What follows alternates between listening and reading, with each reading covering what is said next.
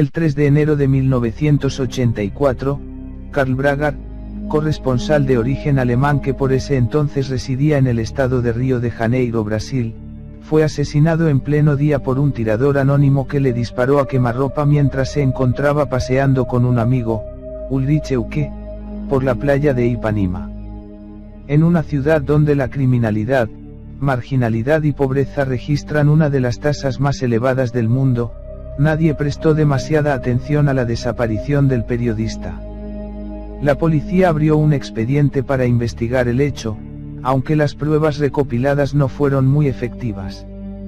Solamente se pudo reconocer el arma, identificada como una ametralladora portátil 9 mm, que suele utilizar el personal militar.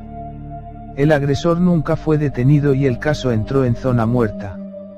8 años antes de su deceso, Bragar había alcanzado cierto éxito con un libro de su autoría, La Crónica de Akakor. Mito y leyenda de un pueblo antiguo de Amazonia, 1976, bestseller en Europa y Estados Unidos.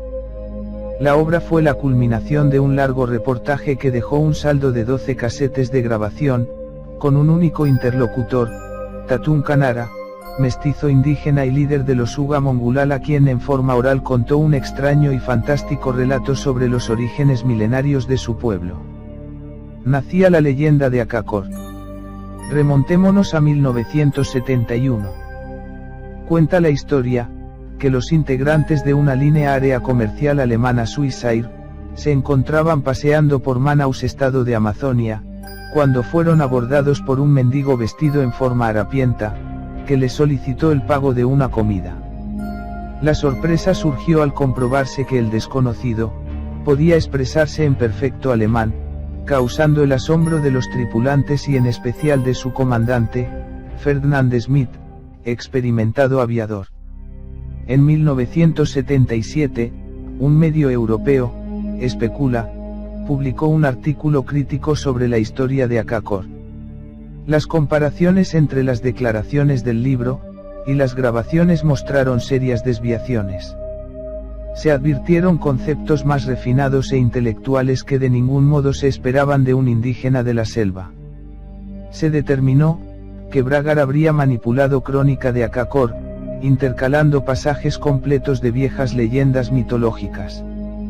El misterioso personaje dijo llamarse Tatun Kanara, príncipe de una tribu perdida de la selva, los Uga Mongulala. Reveló además, que un contingente de 2000 alemanes arribaron a su país en los últimos tramos de la Segunda Guerra Mundial, refugiándose en Akakor, antigua ciudad subterránea legada por maestros venidos de las estrellas. De vuelta en Alemania y aún impresionado por el relato de Tatun Kanara, Schmidt decide informar acerca del extraordinario encuentro a un periodista, Karl Bragar, quien prestaba colaboración para una televisora pública nacional, la ARD, una de las cadenas de comunicación más importante de Europa.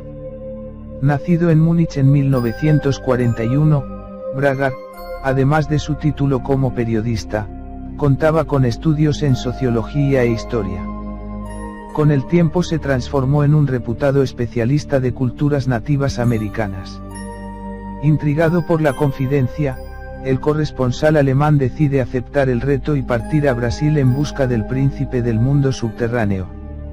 A su llegada, inicia una serie de investigaciones que después de un año de pesquisas e indagaciones, se verían coronadas por el éxito. Karl Bragar explicó lo siguiente de su primer encuentro con Tatun Kanara. El 3 de marzo de 1972, el mando en Manaus del contingente brasileño en la jungla, facilitó el encuentro. Fue en el bar llamado, Gracias a Dios, donde por primera vez me encontré con el blanco caudillo indio. Era alto, tenía el pelo largo y oscuro y un rostro finamente moldeado. Sus ojos castaños, ceñudos y suspicaces, eran los característicos del mestizo. Tatun Kanara vestía un descolorido traje tropical, regalo de los oficiales, como posteriormente me explicaría. El cinturón de cuero, ancho y con una hebilla de plata, era realmente sorprendente. Los primeros minutos de nuestra conversación fueron difíciles. Con cierta indiferencia, Tatún Kanara expuso en un deficiente alemán sus impresiones de la ciudad blanca, con sus miles de personas, la prisa y la precipitación en las calles, los altos edificios y el ruido insoportable. Solo cuando hubo vencido sus reservas y su suspicacia inicial, me contó la más extraordinaria historia que jamás había escuchado. Tatún Kanara me habló de la tribu de los Uga Mongulala, un pueblo que había sido escogido por los dioses hacía 15.000 años. Describió dos grandes catástrofes que habían asolado la tierra, y habló de Lhasa, el legislador, un hijo de los dioses que gobernó el continente sudamericano, y de sus relaciones con los egipcios, el origen de los incas, la llegada de los godos y una alianza de los indios con 2.000 soldados alemanes. Me habló de gigantescas ciudades de piedra y de los poblados subterráneos de los antepasados divinos. Y afirmó que todos estos hechos habían sido registrados en un documento denominado la Crónica de Akakor. Pero Bragar dudó. La historia parecía demasiado extraordinaria, otra leyenda más de los bosques, el producto del calor tropical y del efecto místico de la jungla impenetrable. Cuando Tatún Kanara concluyó su relato, tenía 12 cintas con un fantástico cuento de hadas. A pesar de sus vacilaciones en el terreno, el periodista decidió sondear entre sus contactos regionales para ver si se obtenían datos extras que validaran la historia. Cuando le fueron presentados los resultados, quedó sorprendido. Supo que la irrupción de Tatún Kanara en escena se produjo en 1968. Cuando un periódico menciona a un caudillo indio que salvó las vidas de 12 oficiales, le fueron concedidos un permiso de trabajo brasileño y un documento de identidad. Según diversos testimonios, el misterioso caudillo habla un deficiente alemán y solo comprende algunas palabras de portugués, pero está familiarizado con varias lenguas indias habladas en las zonas altas del Amazonas. Unas pocas semanas después de su llegada a Manaus, Tatún Kanara desapareció súbitamente sin dejar huella. En 1969 estalló un violento enfrentamiento que involucró a las tribus salvajes y los colonos blancos en la provincia fronteriza peruana Madre de Dios.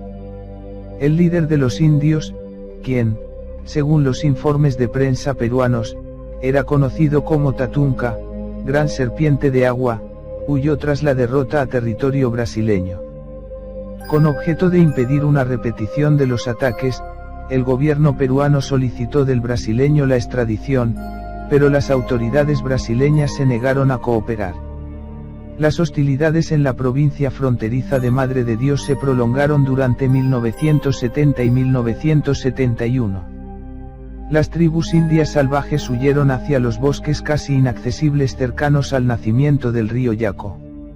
A Tatún Kanara parecía habérselo tragado la tierra. Perú cerró la frontera con Brasil e inició la invasión sistemática de los bosques vírgenes. Según los testigos oculares, los indios peruanos compartieron el destino de sus hermanos brasileños, fueron asesinados y murieron víctimas de las enfermedades de la civilización blanca. Por ese mismo año, una terrible sequía golpeó a la región de los Uga Mongulala.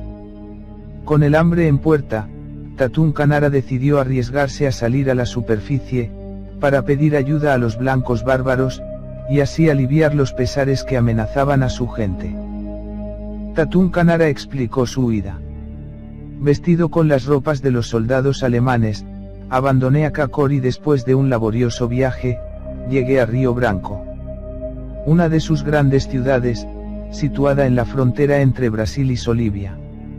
Aquí me dirigí al sumo sacerdote de los blancos bárbaros, a quien había conocido por intermedio de los 12 oficiales blancos. Le revelé el secreto de Akakor y le hablé sobre la miserable situación de mi pueblo.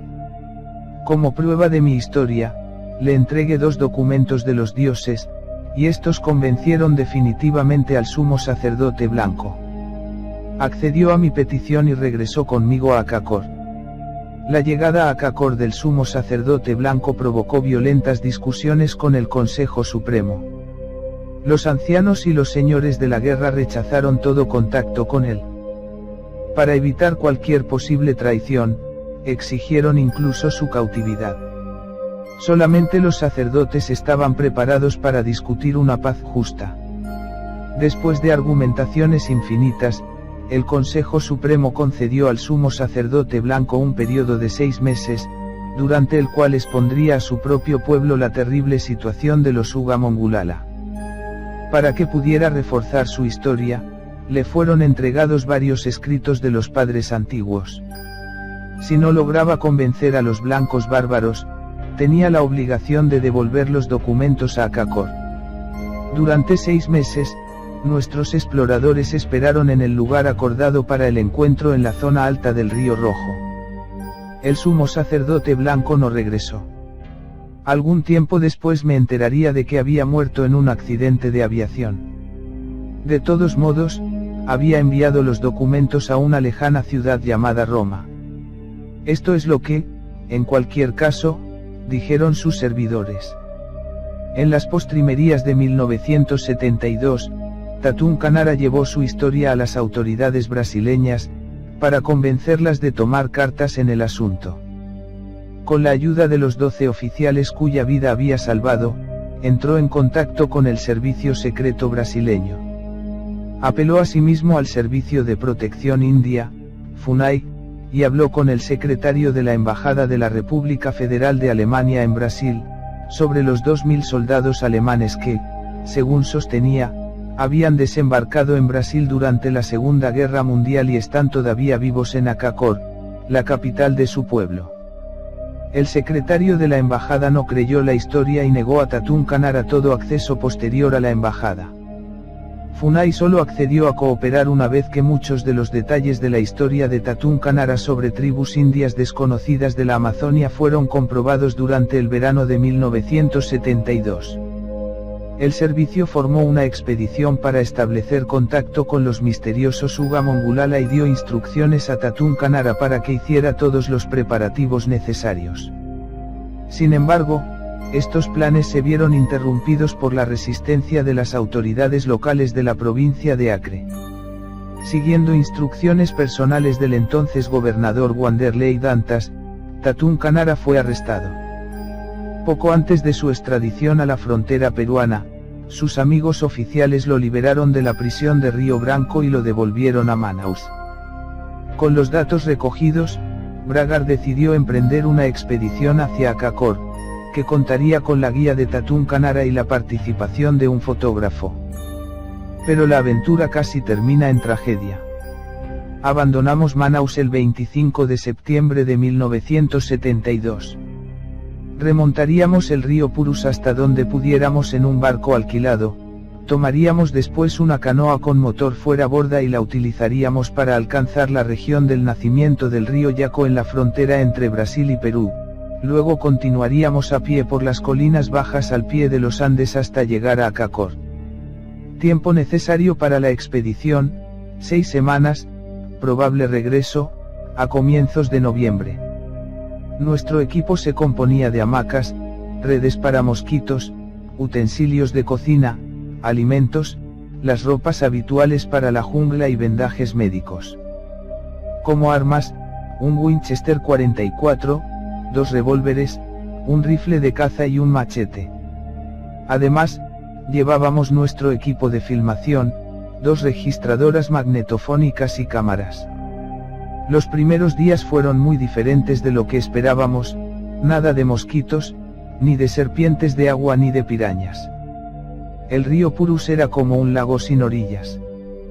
Contemplábamos la jungla sobre el horizonte, con sus misterios ocultos tras una muralla verde.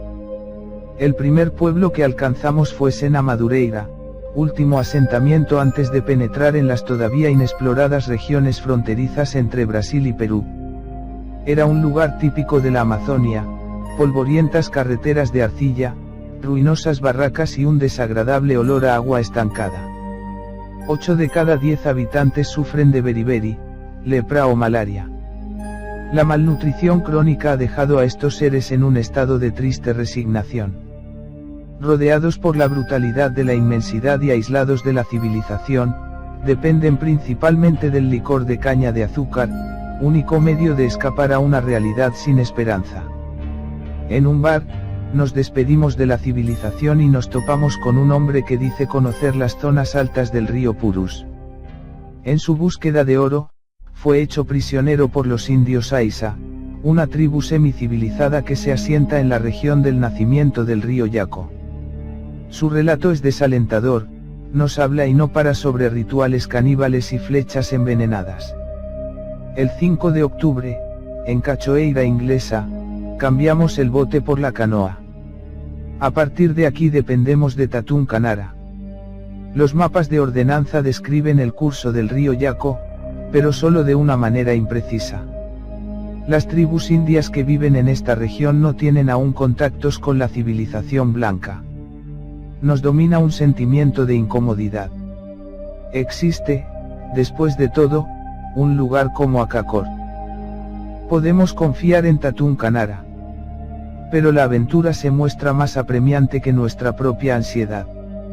12 días después de haber dejado Manaus, el paisaje comienza a cambiar. Hasta aquí el río semejaba un mar terroso sin orillas. Ahora nos deslizamos a través de las lianas por debajo de árboles voladizos. Tras una curva del río, hallamos a un grupo de buscadores que han construido una primitiva factoría sobre la orilla del río y criban la arena de grano grueso con cedazos. Aceptamos su invitación de pasar la noche y escuchar sus extraños relatos sobre indios con el pelo pintado de rojo y azul con flechas envenenadas. El viaje se convierte en una expedición contra nuestras propias dudas. Nos hallamos a apenas 10 días de nuestro presunto objetivo. La monótona dieta, el esfuerzo físico y el temor a lo desconocido han contribuido cada uno lo suyo. Lo que en Manaus parecía una fantástica aventura se ha convertido ahora en una pesadilla. Principalmente, comprendemos que nos gustaría dar la vuelta y olvidarlo todo sobre Acacor antes de que sea demasiado tarde. Todavía no hemos visto a ningún indio. En el horizonte aparecen las primeras cumbres nevadas de los Andes, a nuestras espaldas se extiende el verde mar de las tierras bajas amazónicas. Tatún Canara se prepara para el regreso con su pueblo. En una extraña ceremonia, se pinta su cuerpo, rayas rojas en su rostro, amarillo oscuro en el pecho y en las piernas. Ata su pelo por detrás con una cinta de cuero decorada con los extraños símbolos de los Uga Mongulala. El 13 de octubre nos vemos obligados a regresar. Después de un peligroso pasaje sobre rápidos, la canoa es atrapada por un remolino y zozobra. Nuestro equipo de cámaras, empaquetado en cajas, desaparece bajo los densos arbustos de la orilla. La mitad de nuestros alimentos y de las provisiones médicas se han perdido también. En esta situación desesperada, decidimos abandonar la expedición y regresar a Manaus. Tatún Canara reacciona con irritación, se muestra violento y contrariado. A la mañana siguiente, J y yo levantamos nuestro último campamento. Tatún Canara, con la pintura de guerra de su pueblo, cubriéndole únicamente un taparrabos, toma la ruta terrestre para regresar con su pueblo. Este fue mi último contacto con el caudillo de los Uga Mongulala. Pasaría mucho tiempo hasta que Karl Bragar y Tatún Canara volvieran a reunirse. Con la edición del libro, la fama de Acacor se extendió por todos los rincones, y su historia trascendió fronteras. En su crónica oral, el líder de los Uga Mongulala relató al periodista germano, que visitantes estelares aterrizaron en Sudamérica hace cerca de 15.500 años, procedentes de Huerta, lugar remoto y centro de un imperio conformado por numerosos mundos situado en los confines de nuestro universo. Fueron 130 familias que se establecieron en este continente. Ellos civilizaron a los hombres y fundaron la tribu de los Uga Mongulala, que significa tribus escogidas aliadas. Y para sellar su alianza eterna, se unieron a ellos. De aquí que los miembros de esta tribu se parezcan a los Suerta, hasta en el color de la piel. Tatunka los describió como similares a nosotros en lo físico, salvo por un detalle, los desconocidos contaban con 6 dedos. Los extraterrestres erigieron 26 ciudades, casi todas subterráneas, 3 de las cuales fueron elegidas como principales. La ciudad de Acacor se extendía más allá del río Purus, en un alto valle, situado en la frontera que divide a Brasil de Perú. La región de Madre de Dios, Perú, y Acre, Brasil, señalarían los límites de su territorio. En la lengua de Huerta, Acacor significa fortaleza 2. Toda la ciudad está rodeada por una gran muralla de piedra con 13 puertas. Estas son tan estrechas que únicamente permiten el acceso de las personas de una en una. La llanura del este, a su vez, está protegida por atalayas de piedra en las que escogidos guerreros se hallan continuamente en vigilancia de los enemigos. Acacor está dispuesta en rectángulos. 2 calles principales que se cruzan dividen la ciudad en 4 partes, que corresponden a los 4 puntos universales de nuestros dioses. El gran templo del sol y una puerta de piedra tallada de un único bloque están situados sobre una gran plaza en el centro. El templo mira hacia el este, hacia el sol naciente, y está decorado con imágenes simbólicas de nuestros maestros antiguos. En cada mano, una criatura divina sostiene un cetro en cuyo extremo superior hay una cabeza de jaguar. La figura está coronada con un tocado de ornamentos animales. Una extraña escritura, y que solo puede ser interpretada por nuestros sacerdotes, reseña la fundación de la ciudad.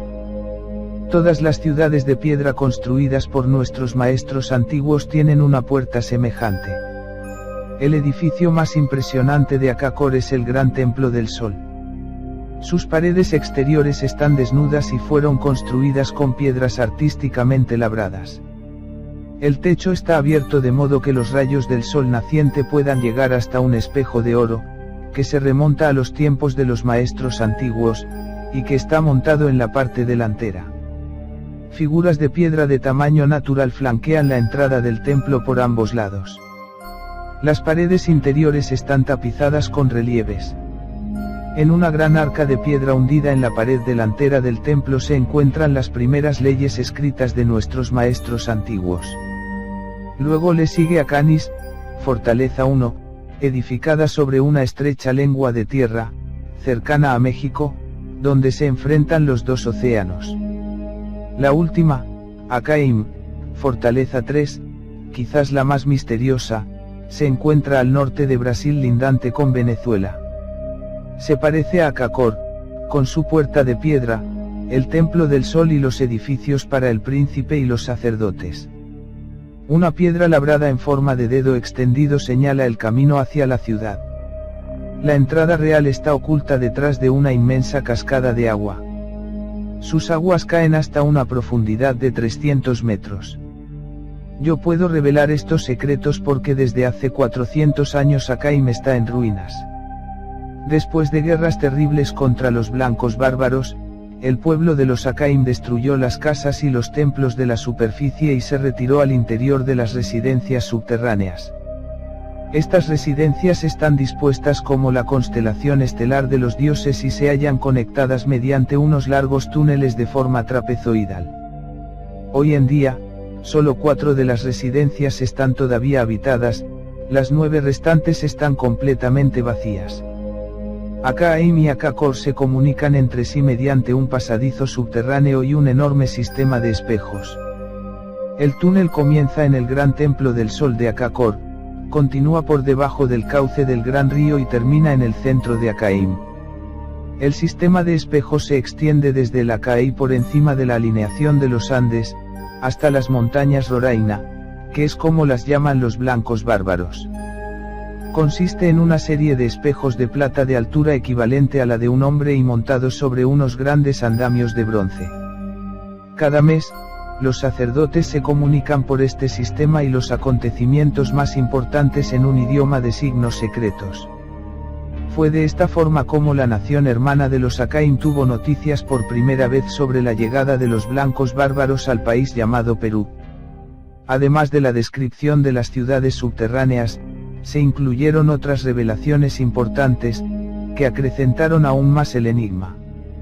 Tatunka habló de tecnología extraterrestre y documentos antiguos que se ocultarían en los recintos. Mi pueblo únicamente ha conservado la memoria del imperio de Samón y sus regalos al Asa, los pergaminos escritos y las piedras verdes. Nuestros sacerdotes los han guardado en el recinto religioso subterráneo de Akakor, en donde también se conservan el disco volante del Asa y la extraña vasija que puede atravesar las montañas y las aguas. El disco volante es del color del oro resplandeciente y está hecho de un metal desconocido. Su forma es como la de un cilindro de arcilla, es tan alto como dos hombres colocados uno encima del otro, y lo mismo de ancho. En su interior hay espacio para 2 personas. No tiene velas ni remos. Pero dicen nuestros sacerdotes que con el Asa podía volar más rápido que el águila más veloz y moverse entre las nubes tan ligero como una hoja en el viento. La extraña vasija es igualmente misteriosa. 6 largos pies sostienen una bandeja plateada. 3 de los pies apuntan hacia adelante, otros hacia atrás. Estos se parecen a cañas dobladas de bambú y son móviles, terminan en unos rodillos de la largura parecida a los lirios del valle. Fieles a los deseos de nuestros maestros antiguos, los sacerdotes recogieron todos los conocimientos y todas las experiencias y lo conservaron en las residencias subterráneas. Los objetos que dan testimonio de 12.000 años de la historia de mi pueblo se guardan en una habitación labrada en la roca. Aquí se hallan también los misteriosos dibujos de nuestros padres antiguos. Están grabados en verde y en azul sobre un material desconocido para nosotros. Ni el agua ni el fuego pueden destruirlo.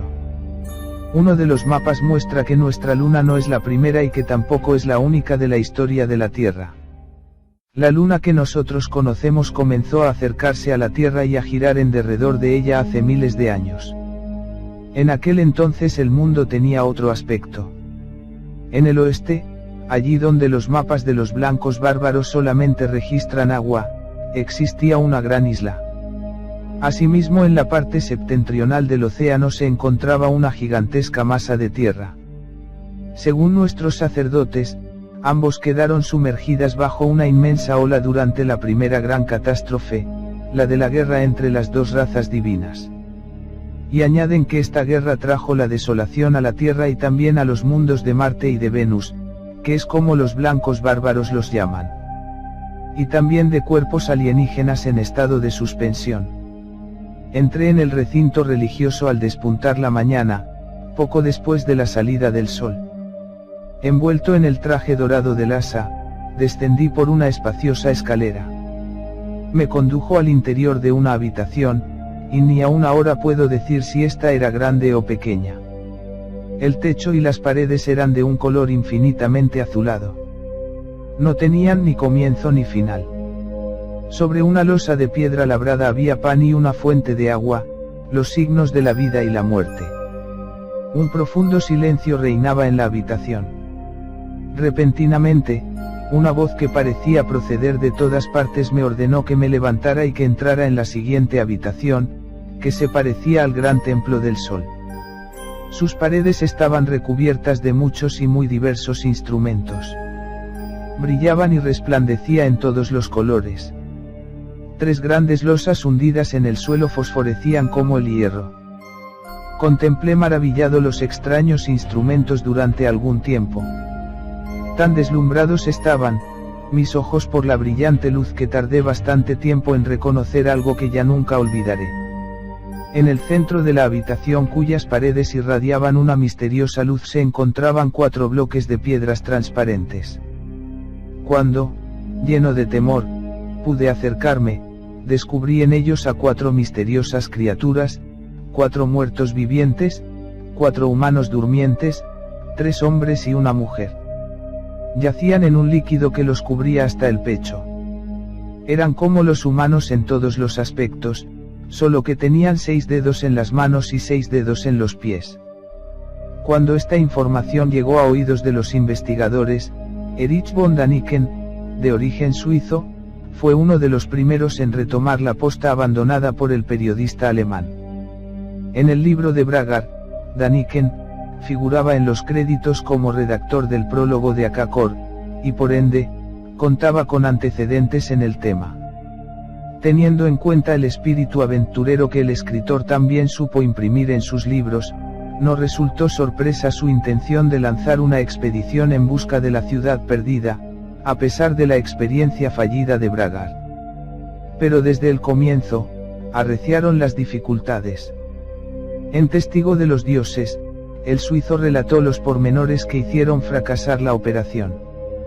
Hace 2 años entré en contacto, sin que ello guardase ninguna relación con el libro de Bragar, con un señor de Manaus llamado Ferdinand Smith.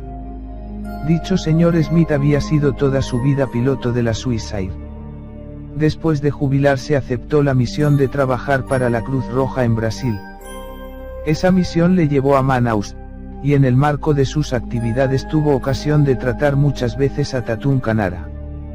Este le contó al señor Smith la historia de su tribu, exactamente en los mismos términos que más tarde publicaría Bragar. Smith y yo intercambiamos algunas cartas, y luego tuvimos una entrevista en Zúrich. Yo propuse organizar una expedición al territorio de la tribu de Tatunka, como única manera de verificar hasta qué punto era verídica tan extraordinaria historia. Smith regresó a Manaus y, en su calidad de experto piloto, empezó a programar la expedición, manteniéndose al mismo tiempo en contacto con Tatunka, quien dijo hallarse dispuesto a guiar un pequeño grupo hasta los lugares donde moraba su tribu. La expedición estaba prevista para la primera quincena de julio, 1977, y deberíamos acercarnos cuanto fuese posible al territorio de la tribu empleando 2 helicópteros. Contábamos para ello con la autorización de la Comisaría Brasileña de Asuntos Indígenas, la FUNAI. El jefe de la expedición iba a ser Tatún Kanara, pues solo él sabía el emplazamiento de la misteriosa ciudad. Pese a mi gran curiosidad, yo no deseaba lanzarme a ciegas a una aventura que iba a implicar para mí un esfuerzo financiero bastante considerable. Después de las conversaciones preliminares, Ferdinand Smith convenció al caudillo indígena para que regresara solo, de momento, a reunirse con los de su tribu y recoger allí una prueba convincente de la existencia de artefactos técnicos como los descritos por él. Por ejemplo, Tatunka podría tomar fotografías de los mismos. La presentación de esos documentos sería la señal de salida para la expedición, ya preparada en todos sus detalles. Tatunka recibió una cámara de manejo sencillo y, además, un motor fuera de borda nuevo para su barca. A finales de marzo salió de Manaus con instrucciones de regresar 2 meses más tarde. Tatunka nunca apareció. Ahora bien, como los indios no tienen la noción de la puntualidad tan definida como nosotros, los retrasos no son cosa rara tratándose de ellos. Por otra parte, era posible que la demora viniese impuesta por condiciones climáticas adversas. A veces, los afluentes del Río Negro llevan tan poco caudal, que dejan pasar una lancha motora y se hace preciso aguardar a las próximas lluvias. El 10 de julio aterricé en Manaus. Tatunka aún no había aparecido. El retraso era de 1 mes y medio. Sin su presencia, hubiese sido absurdo iniciar la expedición con los helicópteros. Pero la empresa que alquilaba los helicópteros no estaba dispuesta a tener inmovilizados por mucho tiempo sus costosos aparatos. Insistió en que avisáramos con 4 semanas de anticipación, cuando estuviéramos dispuestos a utilizarlos. Por tanto, si yo hubiera dado luz verde a la expedición el 10 de julio, habríamos tenido que partir 4 semanas más tarde, con Tatunka o sin él. Como a mediados de julio Tatunka seguía sin aparecer, anulé la expedición. Saqué pasaje para regresar a Europa, y precisamente el último día de mi estancia allí se presentó Tatunka con su barca por el Río Negro. Su primera pregunta fue si habíamos recibido las fotos, entregadas 10 días antes a un carguero comercial con instrucciones que nos fuesen transmitidas a nosotros. Desde luego, no habíamos recibido nada. Tatunka dijo que había estado con los de su tribu en la ciudad de Akaim, y nos reiteró de nuevo sus manifestaciones acerca de los depósitos de material técnico de los dioses en la mencionada ciudad. El caso es que no lleva consigo ninguna prueba. Cuando se lo reprochamos, él nos contestó que su obligación era mirar por su pueblo y no por nosotros, y que no podía traicionar a los suyos llevándose ningún objeto de los que ellos consideraban sagrados, que ello sería lo mismo que para nosotros robar una iglesia. Nuestra conversación duró 12 horas, y todavía no sé qué pensar de toda esa historia. Lo que nos contó no era ilógico ni imposible, pero sí extraordinariamente improbable. Tatunka notó mi desconfianza, y prometió hablar con sus sacerdotes aquella misma noche. Tatunka dijo que los indios sabían comunicarse por vía extrasensorial o, como diríamos nosotros, telepática, si bien, según Tatunka, esa clase de comunicación no emplea palabras ni frases, sino una concentración intensa de sentimientos, de sensaciones como el hambre, el amor, la amistad, el odio, la felicidad, la guerra, la enemistad, y así sucesivamente. Con ello sería posible crear símbolos y entenderse a distancia. Dijo que todos los indios practicaban esta clase de comunicación telepática desde su primera infancia. Aplacé mi regreso 24 horas. Al día siguiente, Tatunka se presentó con mucho aplomo y dijo que había conseguido explicar a sus sacerdotes que no podía presentarse ante mí con las manos vacías, pues el hombre blanco no le haría caso. Ahora tenía permiso de los sacerdotes para aportar una prueba capaz de convencerme. Por consiguiente, partiría de nuevo a reunirse con los suyos, recogería la prueba y volvería a Manaus. El señor Smith quedó encargado de avisarme por teléfono cuando todo ello se hubiese cumplido. Hasta la fecha Tatunka no se ha presentado con las pruebas prometidas. Sigo esperando. Cuando Tatunka se relacionó con Daniken, le contó detalles inéditos de las ciudadelas y que diferían un tanto del relato confiado a Bragar. Uno de esos ejemplos se presentó con Akaim.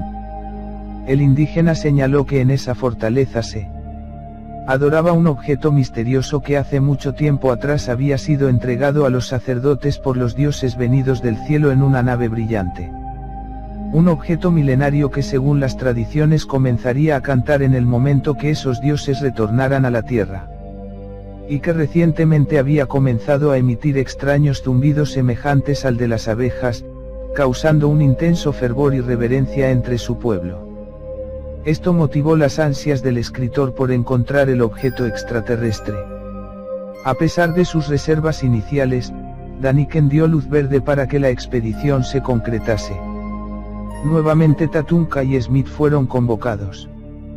El gobierno brasileño la autorizó, pero con la condición que se contará con la participación de Roldão Pires Brandão, un renombrado arqueólogo y expedicionario. Faltando 2 días para arribar a Akaim, se produjo un confuso episodio que involucró a Pires Brandão, el cual resultó herido de bala en un brazo, hecho calificado como accidente. Durante la travesía truncada, Pires Brandão observó extrañas formaciones en la selva. A su regreso partió en un vuelo por la zona, dándose cuenta que esos montículos no eran normales, sino que se asemejaban a pirámides. Por esa época un grupo de exploradores ingleses intentaban llegar a Akaim a través de Venezuela.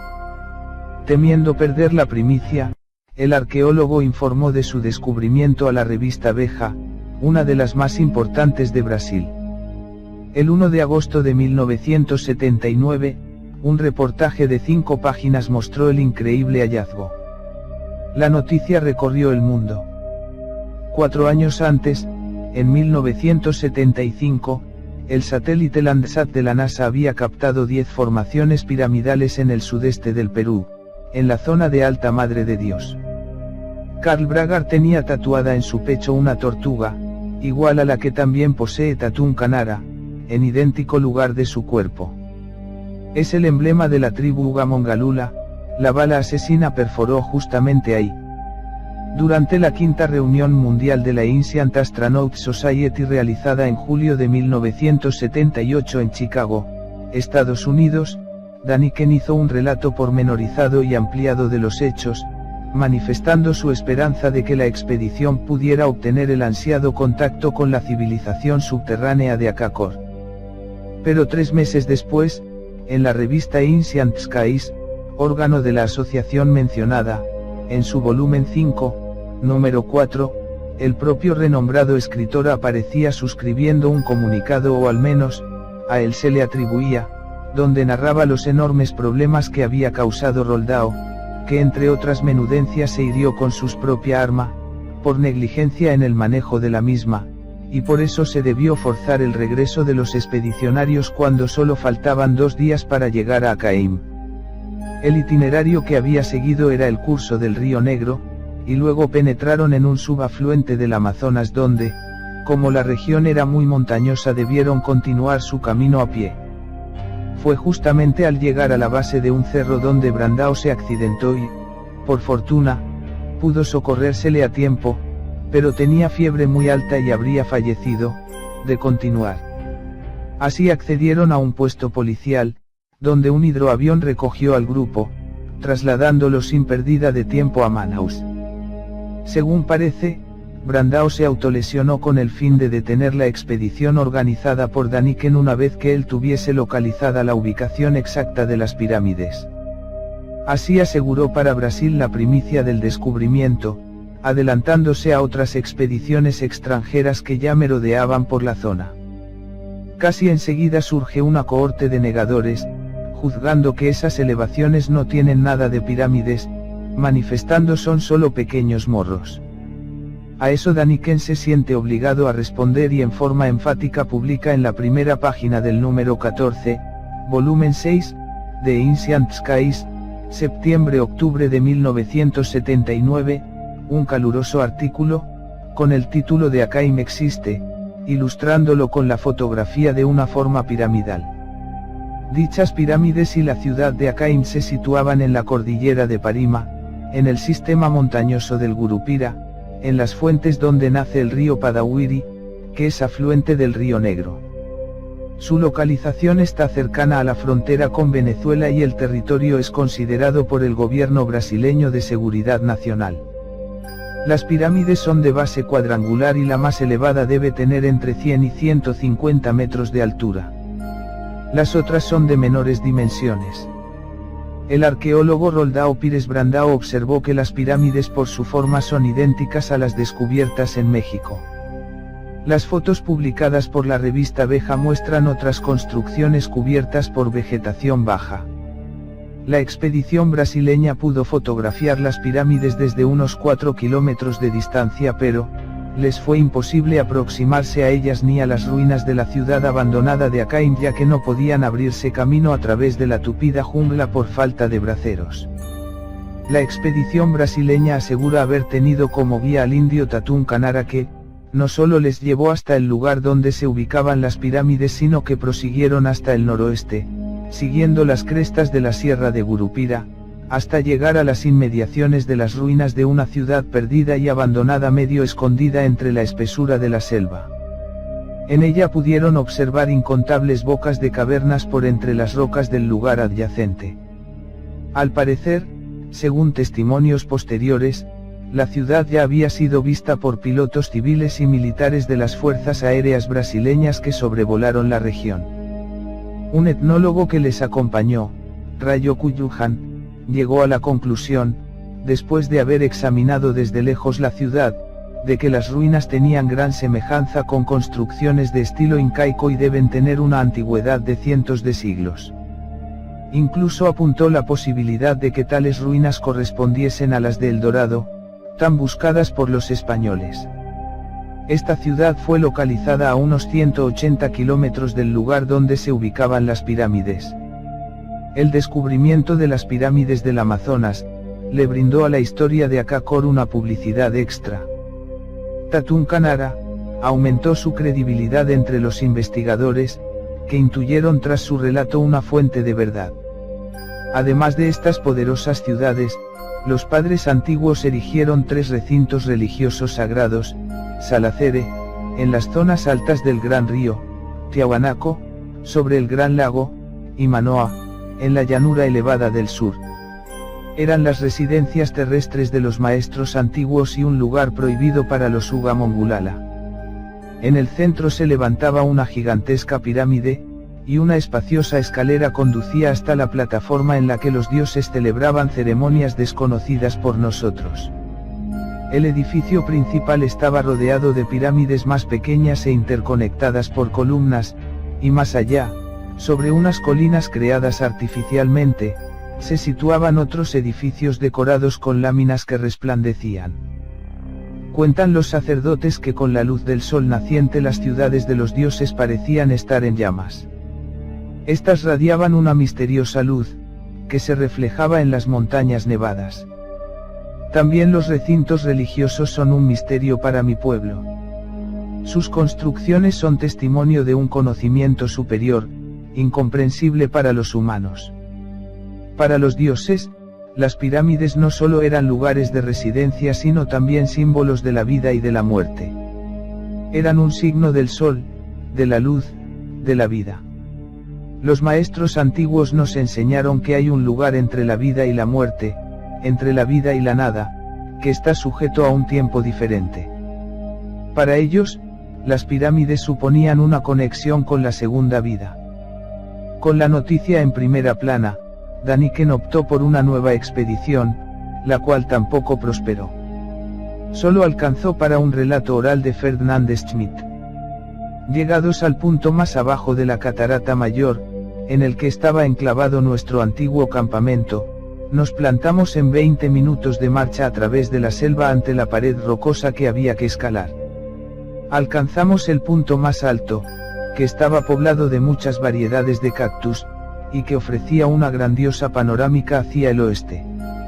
Desde aquí pude fotografiar las 3 pirámides y la inmediata cadena montañosa con las antiguas ruinas de Akaim. A partir de ahora nos encaminamos juntos en dirección hacia la catarata, a través de la selva, y a poca distancia de la orilla.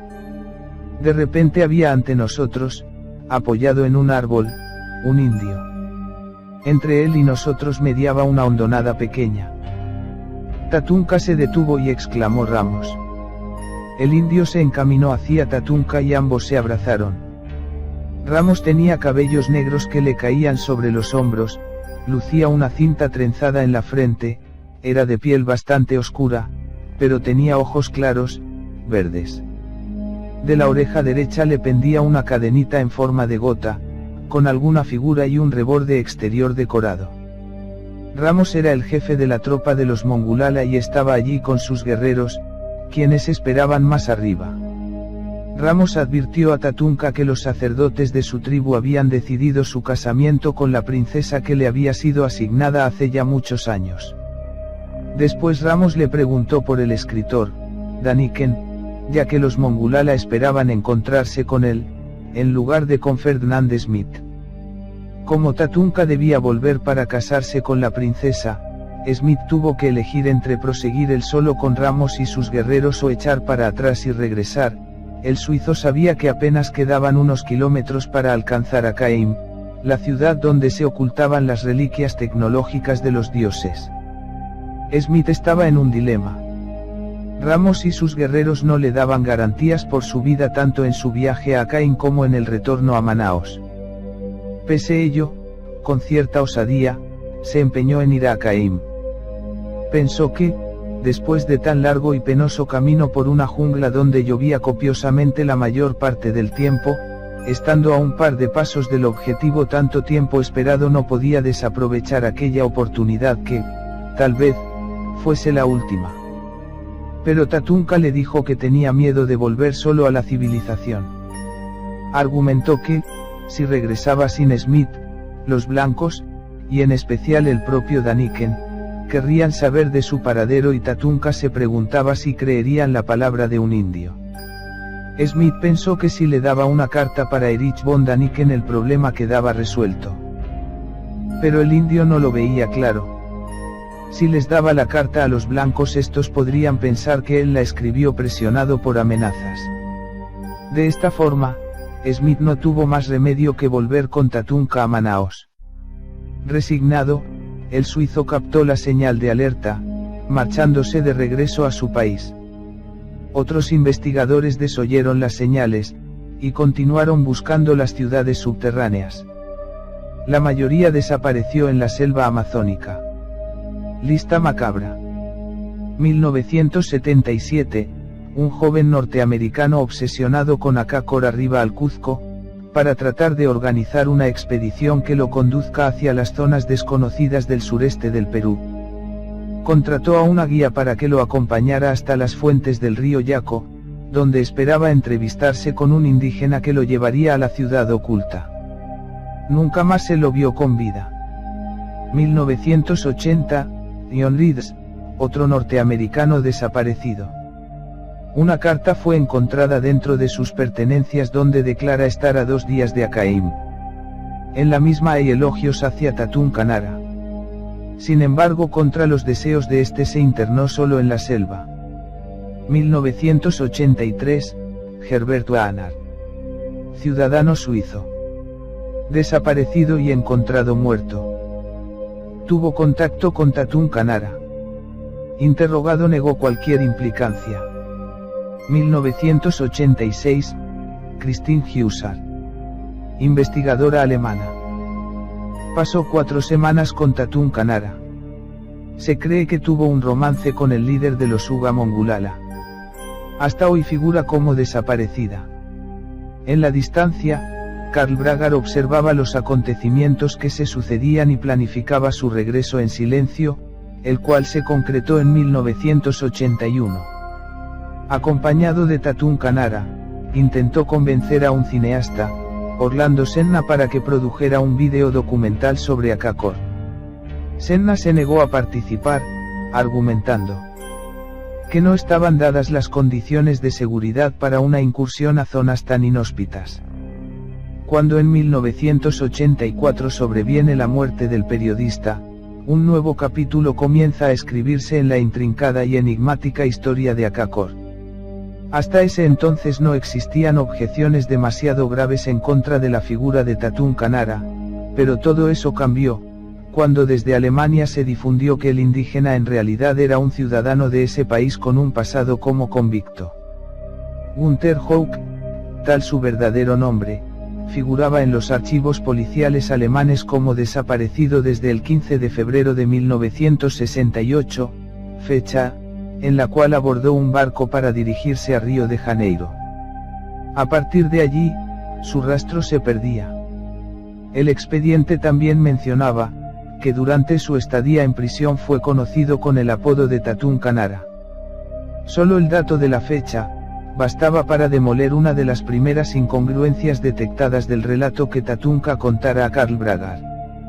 Era imposible que su proclama de príncipe de Akakor fuera viable en 1968, teniendo en cuenta que su ingreso a Sudamérica se produjo en esa misma época. En medio de la polémica, otro tema salió a luz. Se denunció que en los días posteriores a la muerte de Bragar, el consulado alemán entró a su departamento y se llevó toda la documentación privada del periodista. ¿Qué estaba pasando? Surgieron versiones acerca de un nuevo libro que Bragar pensaba publicar a la brevedad. Según sus allegados, el periodista confió que estaba trabajando en una hipótesis más controversial acerca del tema de las ciudades subterráneas, y que de conocerse, causaría sensación. También habló sobre incursionar en el tema nazi y sus exploraciones en la jungla sudamericana, pues dijo contar con documentos inéditos que avalarían su investigación. De estas afirmaciones se desprende que Bragar nunca perdió las esperanzas de encontrar las ciudades perdidas. Podemos suponer que era consciente de la verdadera identidad de Tatún Canara, pero aún así, el indígena continuó jugando un papel fundamental en el trazado de su historia.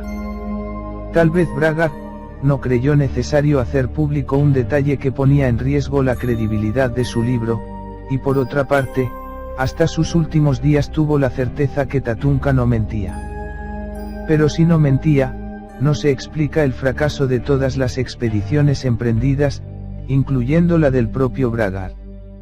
Ahora bien, en el tren de conjeturas, ¿qué es lo que se esconde tras Akakor? ¿Y por qué ese repentino interés en el factor nazi?